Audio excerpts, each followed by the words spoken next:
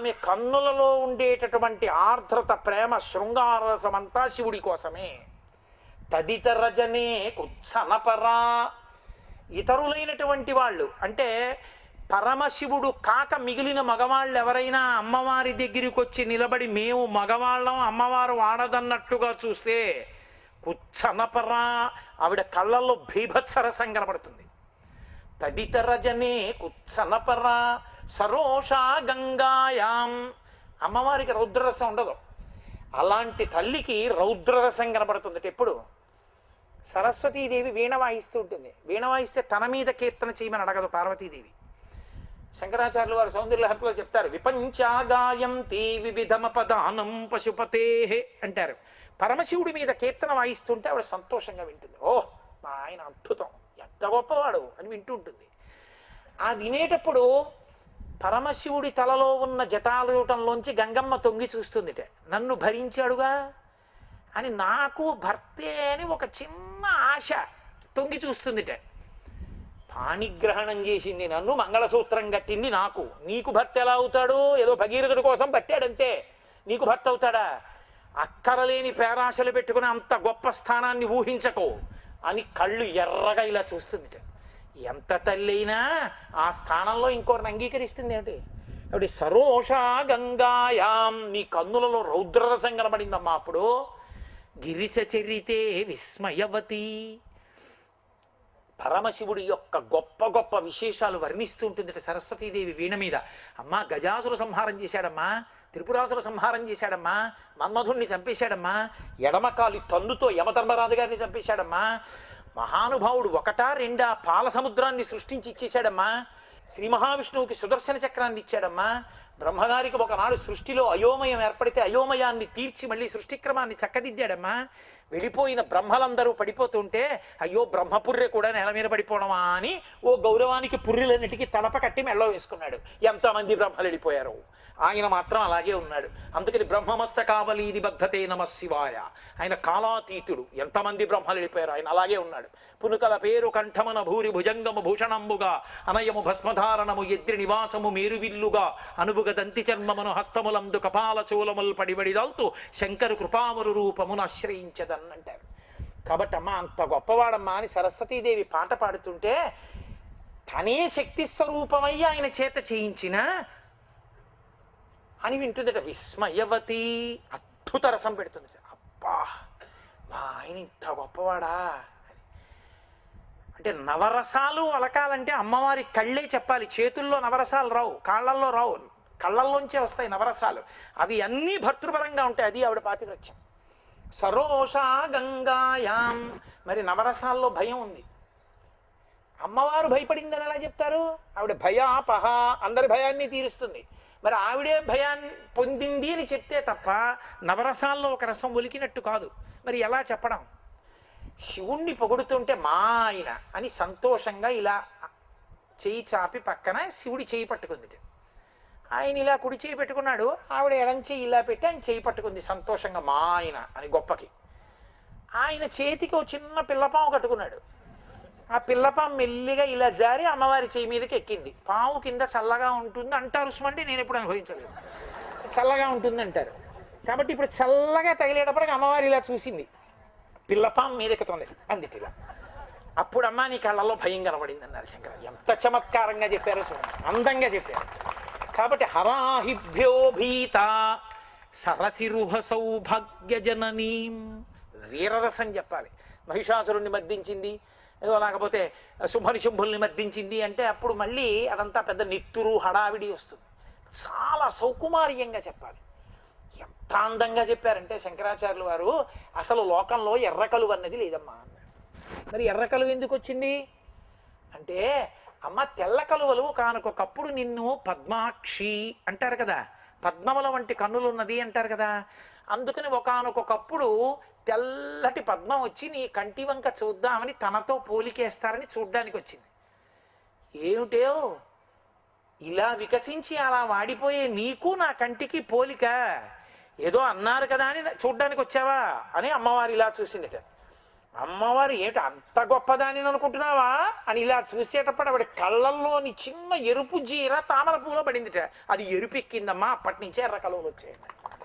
కాబట్టి సరసిరుహ సౌభాగ్య జననీ సఖీషు స్మేరాతే హాస్యరసం, చెలికెత్తెలతో హాస్యం ఆడుతుంది. కాబట్టి సఖీషు స్మేరాతే కారుణ్యం, మయి జనని అంటారు. ఇది శంకరుల యొక్క ఔదార్యం.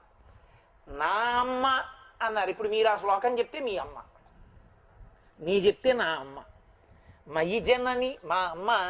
దృష్టి సకరుణ, కోటేశ్వరరావు వచ్చాడని చెప్పండి అమ్మతోటి అంటే, చెలికెత్తెలు వెళ్ళి అమ్మ కోటేశ్వరరావు వచ్చాడమ్మా అంటే, ఓయ్ కోటేశ్వరరావు రా కూర్చో అని నా వంక ఎంతో కారుణ్యంగా చూసింది మా అమ్మ. మయి జనని దృష్టి సకరుణ.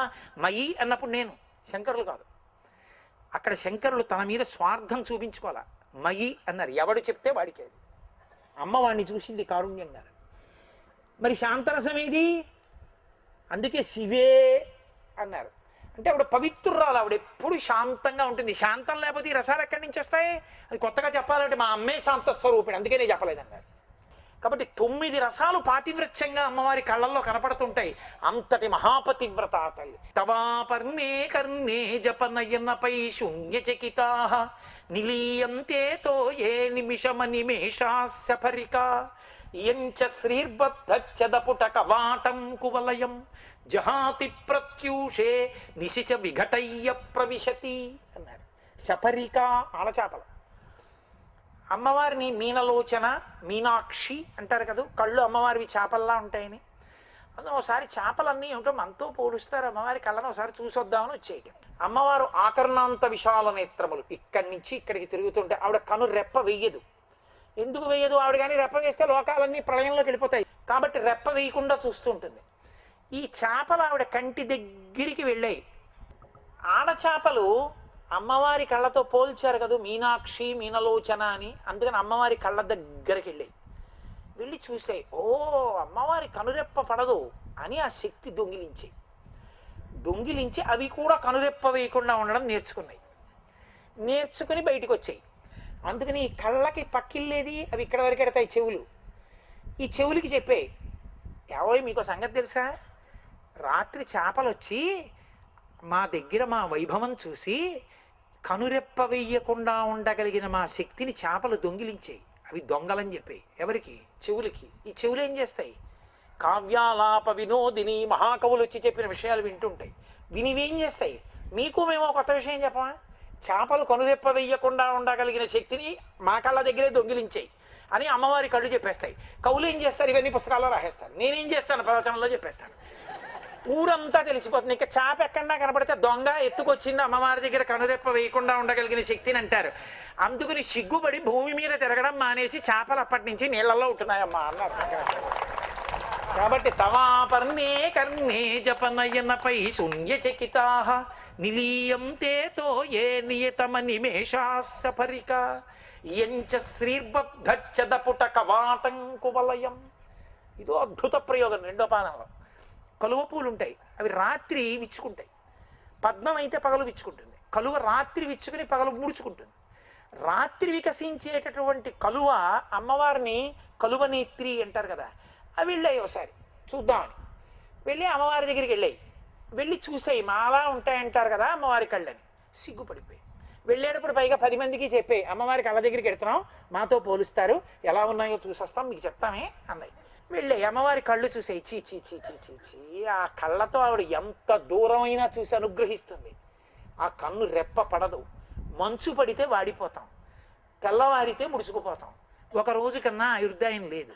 ఆ తల్లి కళ్ళెక్కడ, మన బతుకెక్కడ, మనం పోలిక చెప్పుకోవడానికి వచ్చాం అని సిగ్గుపడిపోయి వెనక్కి తిరిగి వెళ్ళిపోతున్నాయి.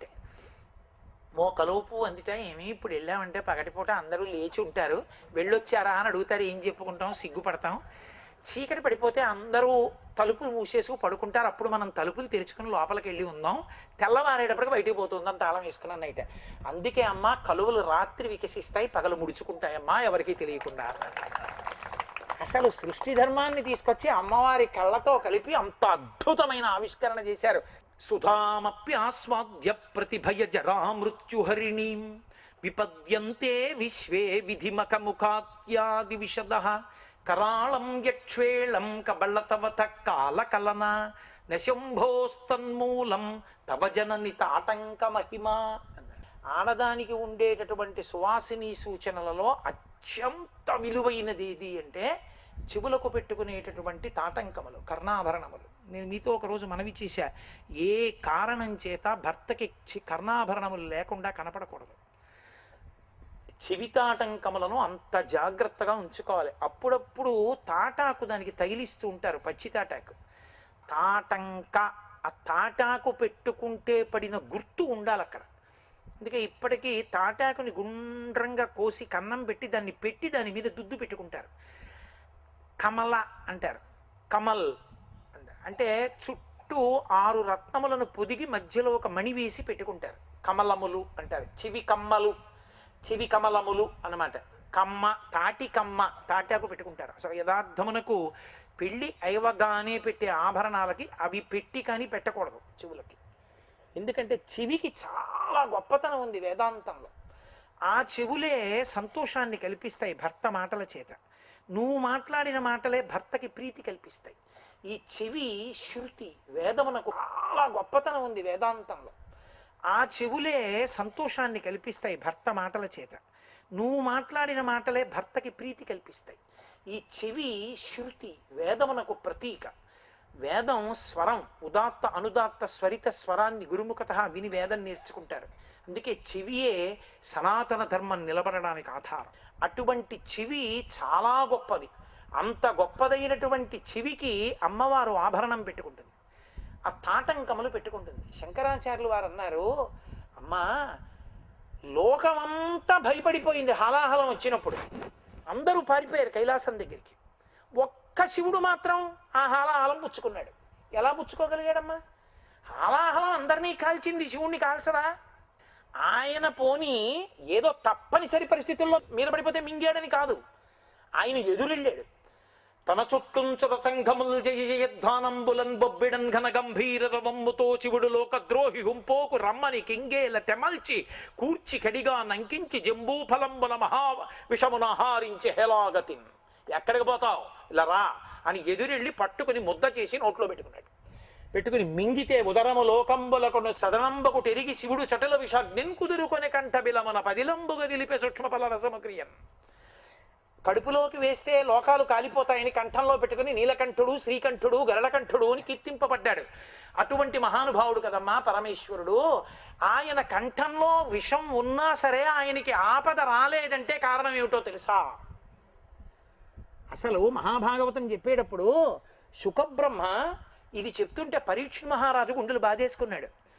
ఏమయ్యా, ఎంత కాదన్నా ఆవిడ మహాతల్లి, లోకమునకంతటికి ఆది దంపతులు కదా, భర్తకు ఆపద వస్తుందని తెలుసు కదా, ఎలా మింగమందయా విషయాన్ని పార్వతీదేవి అంటే? శుకబ్రహ్మ మహానుభావుడు, మహాజ్ఞాని. ఆయన అన్నారు, మింగడివాడు విభుండని మృంగిడిదియు గరళమనియు మేలని ప్రజకున్ మృంగమని సర్వమంగళ మంగళసూత్రంబునెంత మది నమ్మినదో.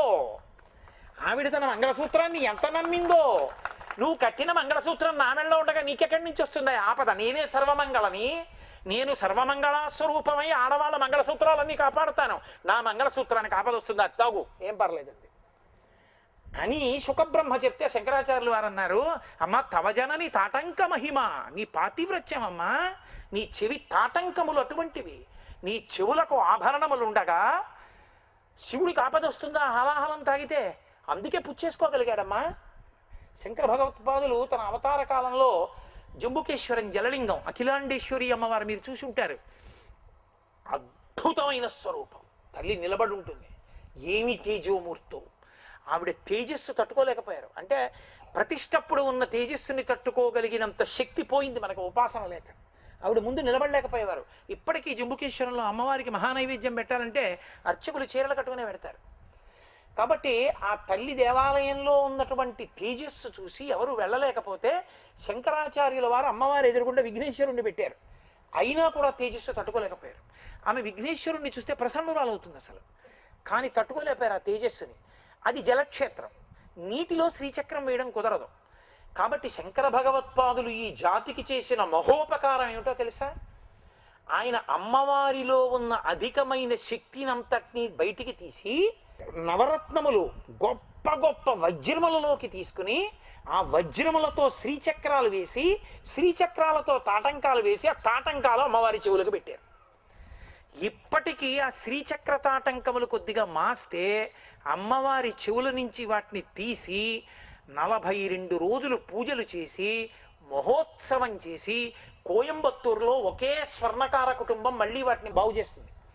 అంత దీక్షతో చేస్తారు. అవి తీసుకొచ్చి మళ్ళీ చెవులకు పెట్టే అధికారం ఈ దేశంలో ఒక్క కంచికామకోటి పీఠాధిపతులకే ఉంది. నవదంపతులన్న వాళ్ళందరూ వెళ్ళవలసిన క్షేత్రం ఏమిటో తెలుసా? అఖిలాండేశ్వరి అమ్మవారి గుడికి వెళ్ళాలి. వెళ్ళి కొత్త పెళ్లి కూతురు పార్వతీదేవి యొక్క శ్రీచక్ర తాటంకములను చూసి నమస్కారం చేస్తే ఆమె 5వ తనానికి ఎన్నటికీ లోటు రాదు. పెళ్లికి ముందు త్రిశూర్ తీసుకెళ్ళాలి, పెళ్ళయిన తర్వాత ఆ జంబుకేశ్వరం తీసుకెళ్ళాలి. అంత గొప్ప తాటంకములు. ఆ తల్లి పాతివ్రత్యానికి ప్రతీకల తాటంకములు. ఆమె పరమశివుణ్ణి కూడా దక్కించుకోగలదు. అంతటి వైభవమూర్తి, అంతటి పాతివ్రత్యం ఉన్న తల్లి, అంతటి గొప్ప తల్లి. ఆయన ఒక మాట ఇచ్చాడు, కాశీ క్షేత్రంలో ఎవరైనా శరీరం విడిచిపెడితే వాళ్ళ ఆఖరి ఊపిరి ఆగిపోతున్నప్పుడు నేనే వచ్చి వాళ్ళకి తారకం ఉపదేశం చేస్తానన్నాడు. ఆయన ఉపదేశం చేస్తానంటే పార్వతీదేవి మహాపతివ్రతయ్యి ఎంత ఉపచారం చేస్తుందో తెలుసా? రామకృష్ణ పరమహంస ధ్యానంలో చూశారు. కాశీలో చనిపోతున్న చీమకి ఈగకి కూడా పరమశివుడు తారకం చెప్తుంటాడు. ఆ తల్లి ఇక ఒళ్ళు చెమట్లు పట్టి ఊపిరందక ఆయాస పడుతుంటే పాలిండ్లు కదలంగ పసిడిపయ్యద వీచు అచలాధిపుని కూర్మి అడుబిడ్డ ధుత్కారమునరించి తొండంబు ముక్కున శిఖరారావంబు జిలుకు డుంఠి ప్రథమోత్తముండు భృంగి భయరక్షణార్థంబుగ్రమున తీర్చు భసితరేక. ఆ తరువాత దక్షిణశ్రుతి మీదుగా ధాత్రి తెళ్ళి పెద్ద నిద్రకు మాగన్ను పెట్టువేళ పంచజనులకు తారక బ్రహ్మ విద్య అభవుడు ఉపదేశమునరించునప్పుడు కాశీ. ఆ తల్లి కన్న తల్లిగా పరమశివుడి ప్రతిజ్ఞ నిలబెట్టడానికి ఆయాసపడిపోయి ఇంకా ఆఖరి ఊపిరికి దగ్గర పడిపోతుంటే నా భర్త ఇచ్చిన మాట అని ప్రతి వాడి దగ్గరికి వెడుతుంది, ప్రతి ప్రాణి దగ్గరికి. ఆయాసం వచ్చి చెమట్లు పట్టి భయపడకుండా ఆ తల్లి దివ్యమైనటువంటి రత్నపు టందెలు మోగుతుండగా నా తల్లి ఎదురుగుండా నడిచొస్తుంటే ఆ జీవుడు ప్రాణోత్క్రమణం అవుతుండగా అమ్మని చూసి గొప్ప శాంతి పొందుతట. విసినికర్రతో విసరం రా నాన్నా, నా బిడ్డవిరా, మా ఆయన మాట ఇచ్చారా అని పక్కన కూర్చుని ఆవిడెవరు? పాలిండ్లు కదలంగ పసిడిపయ్యద వీచు బంగారు చీర కట్టుకున్న తల్లి. ఆమె వక్షస్థలం అంతా కదిలిపోయేటట్టుగా విసినికర్రతో కూడా వీచకుండా తన పవిట కొంగుతో విసురుతుంది వాళ్ళకి. పార్వతీదేవి పసిడి పయ్యద కొంగు తన ముఖం మీద కదులుతుంటే ఆ గాలి తగులుతుంటే అమ్మ గాజుల యొక్క కణకణ ధ్వనులు వినపడుతుంటే అమ్మ ఉంగరాలు కనపడుతుంటే ఆ తల్లి చిరునవ్వులు ఆవిడ ముఖం చూస్తూ ఊపిరి అందకపోయినా ఎంతో ప్రశాంతత పొందుతట. ప్రత్యక్షమై వచ్చి భాగీరథీ గంగ మృదుల హస్తము సాచి మీను నివురు. తల్లి గంగమ్మ గబగబా కదిలి వస్తుందిట. పరీక్షిత్ అంటాడు భాగవతంలో, అమ్మా అని పిలిచిన నరు పొమా అని ముక్తి కడకు బుత్తుబట రమ్మా నీ రూపముతో లిమ్మా నాకెదురంగ గంగ రమ్యతరంగ అంటాడు. ఆ గంగ తరంగముల మించి దివ్యకాంత రూపాన్ని పొంది తెల్లటి బట్టలు కట్టుకుని నడిచొచ్చి ప్రాణోత్క్రమణం అయిపోతున్న వ్యక్తి దగ్గర కూర్చుని చల్లని గంగమ్మ తన చల్లటి చేత్తో ఒళ్ళు నిమురుతుందిట.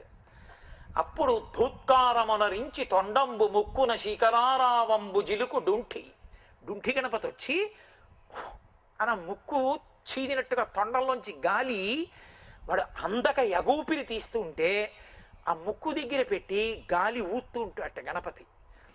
ఆ డుంఠి గణపతి స్వరూపాన్ని చూస్తూ ఆయన తొండం ముక్కు దగ్గర పెట్టి గాలి ఊతుంటే ఆ గాలి పీలుస్తుంటే ఏమీ బెంగలేదురా, భయపడకో, ఇక నువ్వు తిరిగి రావు అని ప్రథమోత్తముండు భృంగి భయరక్షణార్థంబు పాలాగ్రమున తీర్చు భచితరేక. భృంగి 3 కాళ్లతో ఉంటాడు. శృంగేరిలో ఇప్పటికీ విద్యాశంకర దేవాలయం మొట్టమొదటి ద్వారం దగ్గర గోడ మీద ఉంటాడు. అలాగే కంచికామకోటి మఠంలో ఏకాంబరేశ్వర దేవాలయం బయట ఉన్న మంటపంలో ఉంటాడు. రోజు ఏకాంబరేశ్వరుడు పల్లకీలో వస్తాడు భృంగి దగ్గరికి. భృంగిచ్ఛా నటనోత్కట కరిమదగ్రాహి స్ఫురన్మాధవ. సాయంకాలం తాండవానికి అందరూ సిద్ధంగా ఉంటారు. ఇలా నించుంటాడు పరమశివుడు, విష్ణువు మధ్యలో పట్టుకుని ఉంటారు, సుబ్రహ్మణ్యుడు తాళం పట్టుకుంటాడు, అందరూ అన్ని సిద్ధంగా ఉంటారు. భృంగి సభలోకి వస్తాడు. వచ్చి అనేటప్పటికీ శివుడు మొదలు పెడతాడు, కచేరీ మొదలవుతుంది. ఇప్పటికే నటరాజ సభలో భృంగొచ్చి చిటికేస్తే తప్ప శివుడు తాండవం చేయడు. కాబట్టి భృంగిచ్ఛా నటనోత్కట, ఆ భృంగి అంత గొప్పవాడు. కాబట్టి ఆ భృంగి ప్రథమోత్తముండు భృంగి భయరక్షణార్థంబు పాలాగ్రమున తీర్చు భసిత రేఖ. ఆ భృంగి వచ్చి విభూతి రేఖలు పెడతాట. అప్పుడు పాశంచ ఘంటాం ప్రళయహుతవహం సంకుశం వామ భాగే నానాలంకారయుక్తం స్ఫటికమణి నిభం పార్వతీశం నమామి. గంటలు మోగుతుండగా త్రయంబకం యజామహే సుగంధిం పుష్టివర్ధనం, దివ్యమైన సువాసనలు వస్తుండగా పరమశివుడి అంతటి అందగాడు లోకంలో లేడు. ఘృతరీతి ఘనీభూతం సచ్చిదానంద విగ్రహం అంటాడు వ్యాసుడు లింగపురాణంలో.